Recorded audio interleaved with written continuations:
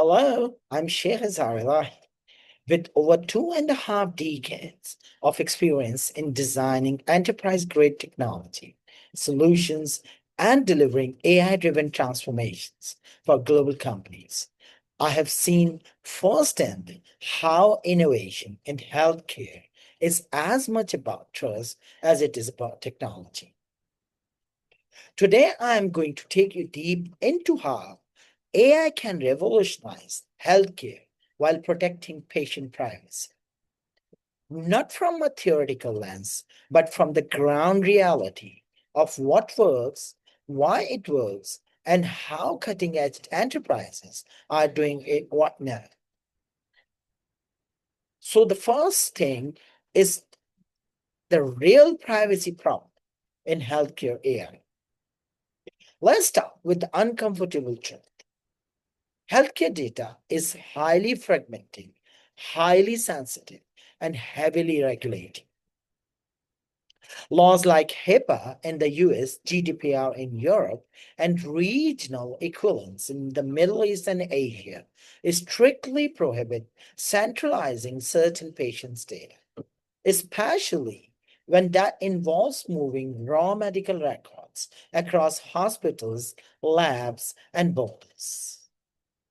From a compliance perspective, sending your patient MRI scans to a central AI training server sounds like a recipe for fines, lawsuits, and brand damage. From a patient trust perspective, it's a deal breaker. So, what's the solution? That's where federated learning steps in. And that's what we will unpack in depth today. So, what federated learning actually is and is not? Federated learning, simply put, is the ability to train AI models without moving the raw data from its source. Instead of taking all the sensitive medical data into one place, you take the AI model to the data. The process works like this.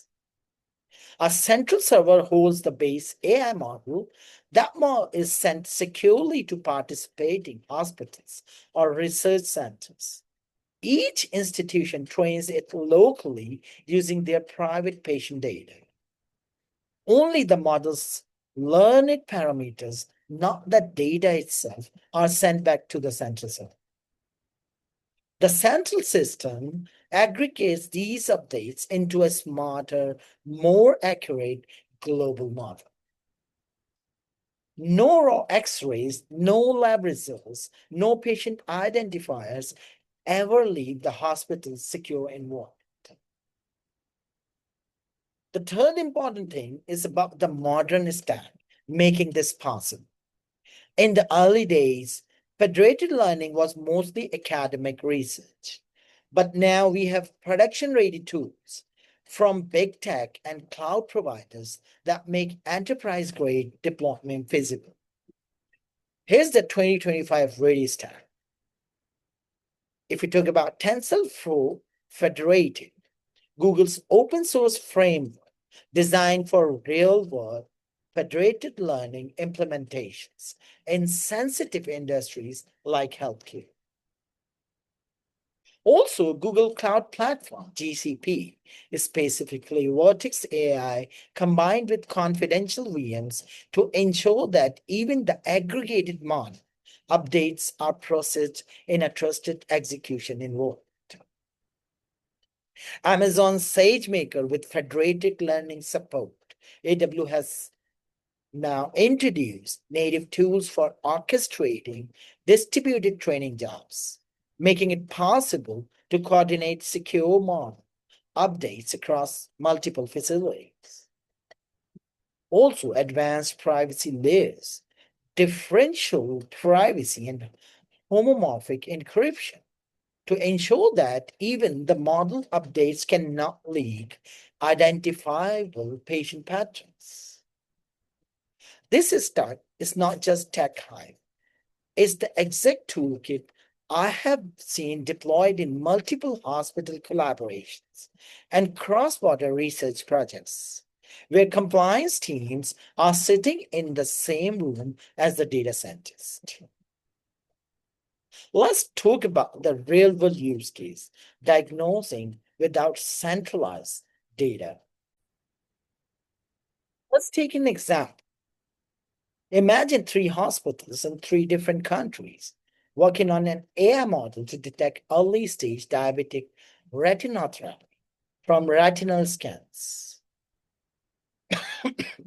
Here's the traditional approach.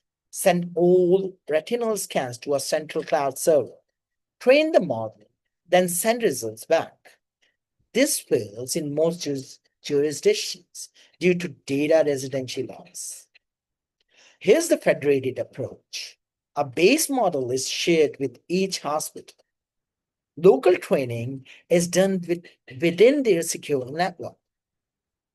Model updates, encrypted, are sent back to the aggregator. The final global model is more accurate because it has learned from a diverse data set without ever seeing a single patient record outside its original location. This is happening today in oncology research, radiology imaging, and rare disease detection, enabling collaboration without compromise. Also, the hidden ground level challenges nobody talks about. As someone who's been involved in the architecture of such systems, let me share a few hard truths. Data labeling still has to be done. Hospitals must still handle annotation and pre-processing on-site, which requires in-house skilled staff. Also, model drift is real. Different hospitals may have different patient demographics and imaging devices, causing variations in model update that require careful weighting. Also, secure aggregation is non-negotiable. If the aggregation server is compromised, even encrypted updates can be reverse engineered if poorly implemented. And ultimately, operational complexity. You are essentially running multiple synchronized training environments, and downtime in one can slow the whole cycle. So, what's the executive takeaway? If you are a healthcare executive, CTO, or innovation leader, the path forward is clear. Adopt federated learning where patients' data cannot be centralized. Invest in privacy-preserving AI tools like those from GCP and AWS SageMaker. Also design governance models that integrate compliance officers into the AI development lifecycle. The organizations that master this will not only stay compliant, they will gain first mover advantage in unlocking AI insights from previously untouchable data. I've spent years building solutions at the intersection of AI, data privacy, and enterprise scale systems. Predictive learning is no longer an experiment. It's a competitive necessity. If you are serious about innovating in healthcare without crossing the privacy line, this is your moment to lead. If you like this talk, this video, please try to subscribe, share this, and also pass it on to other relevant people as well. Thank you and have a nice time.